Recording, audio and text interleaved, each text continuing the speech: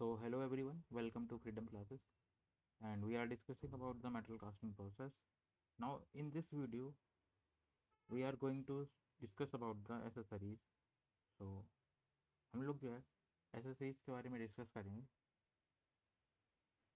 अगर हम बात करते हैं accessories की, तो accessories जो हैं वो हमारे एडिशनल एलिमेंट्स होते हैं जो कि गेटिंग सिस्टम में यूज़ होते हैं. ओके, सो मैं यहाँ लिख देता हूँ. accessories are the additional element. accessories accessories are the additional element. ये एडिशनल एलिमेंट्स होते हैं जो कि गेटिंग सिस्टम में यूज होते हैं. Additional elements. Okay, additional elements हैं used in gating system. Used in gating system. Okay, so I hope ये चीज़ जो है समझ में आ गई होगी. अगर हम बात करें यहाँ पर तो 3 टाइप्स ऑफ एलिमेंट्स हैं. सबसे पहला जो है स्ट्रेनर है. ये जो है हमारा स्ट्रेनर होता है. स्ट्रेनर हम बारी बारी से डिस्कस करेंगे हर एक का फंक्शन, कि हर एक का क्या क्या फंक्शन होता है. एंड सेकेंड वन इज, इसको हम बोलते हैं स्प्लैश कोर.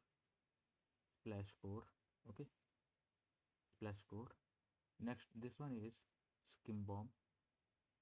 Scheme Bob. तो हम इसको स्किम बॉम्ब बोलते, बॉम्ब बॉम्ब नहीं, बॉब. ओके, तो यहाँ पर जो हमारे 3 टाइप्स के एसेसरीज हैं. First one is strainer. इसको लिख लेना आप नोट्स में, strainer.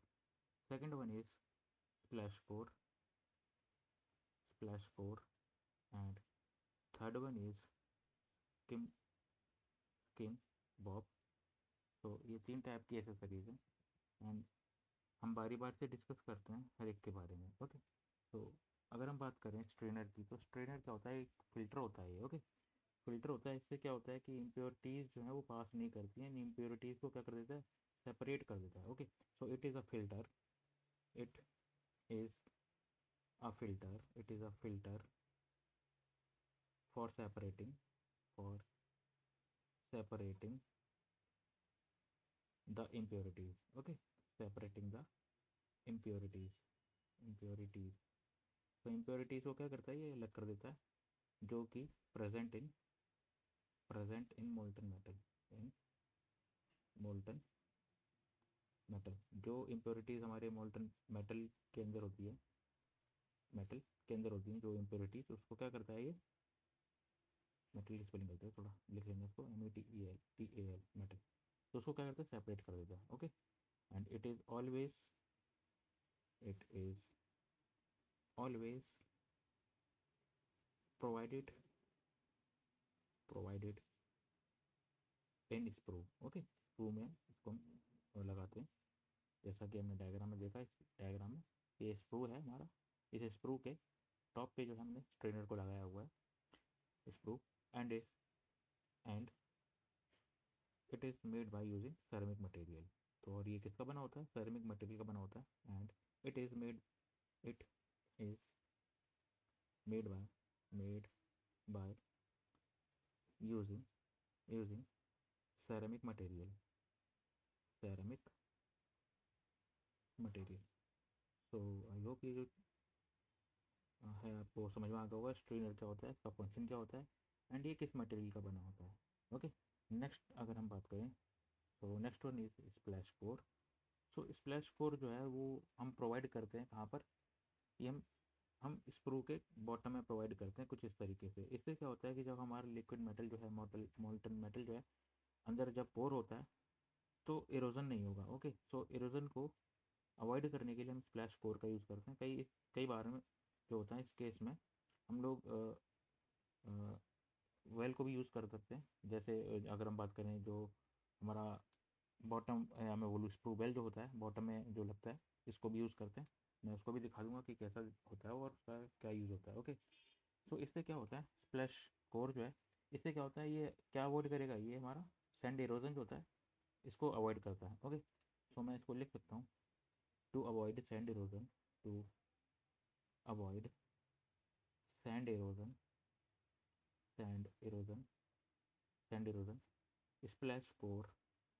Splash core is provided. Core is provided at the bottom. At the bottom में प्रोवाइड करते हैं, bottom of screw. Okay, and it is made by using ceramic material. Same material का होता है ceramic. Okay, it is made by made by using ceramic material. तो ceramic material का होता है ये भी। Okay, and sometimes in place of splash score. तो स्प्लैश स्कोर के अलावा भी अगर हम स्प्लैश स्कोर नहीं बनाते हैं तो हम इसकी जगह हम स्पूवेल का यूज़ करते हैं। ओके, तो मैं इसको भी लिख देता हूँ, sometimes sometime in place of splash score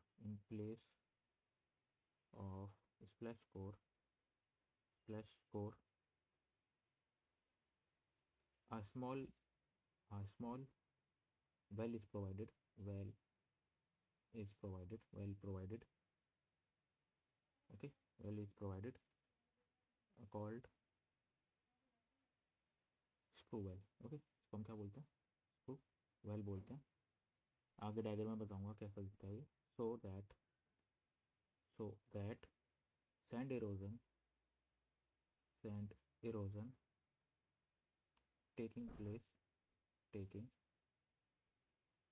place at the bottom of the well at the bottom of sprue well। okay, bottom of sprue। okay, bottom of sprue but erode eroded sand particle retain inside the well।